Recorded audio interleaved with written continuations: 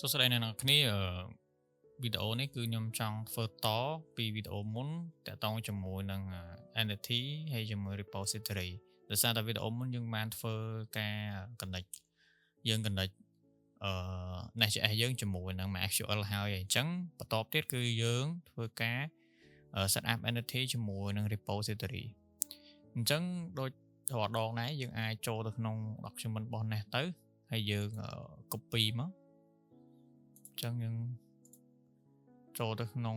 ខ្ញុំមាន crude ដែលបាន generate ក្នុង Nest មកអញ្ចឹងខ្ញុំចូលក្នុង entity នេះអញ្ចឹងយើងក៏ replace វាទៅអញ្ចឹងបន្ទាប់ពី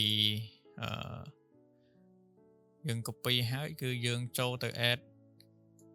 user class មិញហ្នឹង entity មិញហ្នឹងគឺចូលទៅក្នុង app module ដែលយើងបាន set up នេះអញ្ចឹងយើងចូលក្នុងនេះមកយើង add user មកអញ្ចឹងបន្ទាប់ពីយើង add ហើយយើងចូល complete មើល synchronize true ផងកាលណាយើងបើកទៅវានឹង auto generate ចូល DB របស់យើងតែយើងអត់ទាន់បើកទេគឺវាអត់ generate ថ្មីទេវា generate class របស់យើងទេបន្តមកទៀតនៅក្នុង module របស់យើងនេះយើងត្រូវ add type OOM module for feature នេះដើម្បីឲ្យ register ថា user ហ្នឹងគឺត្រូវបានប្រើប្រាស់ក្នុង scope module មួយហ្នឹងអញ្ចឹងយើង copy អានេះមក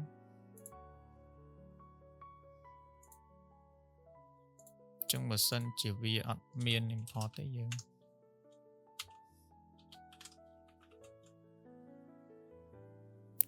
ដូចលើអញ្ចឹងយើង import ចេញពី type OOM មក Nest type OOM ហ្នឹងមក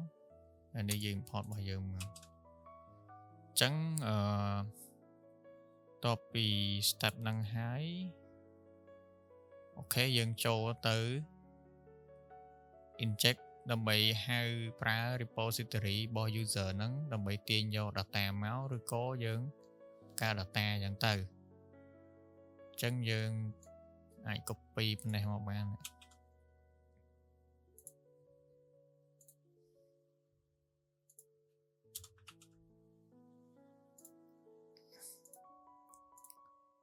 ចឹងយើង import មកអានេះយើង import entity យើងអានេះយើង import ចេញពី type OOM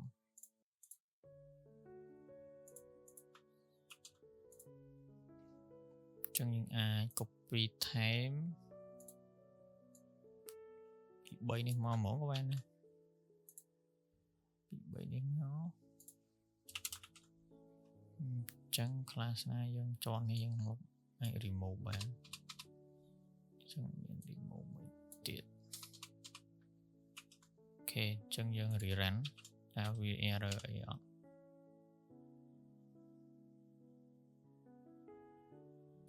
ចឹងបានន័យថា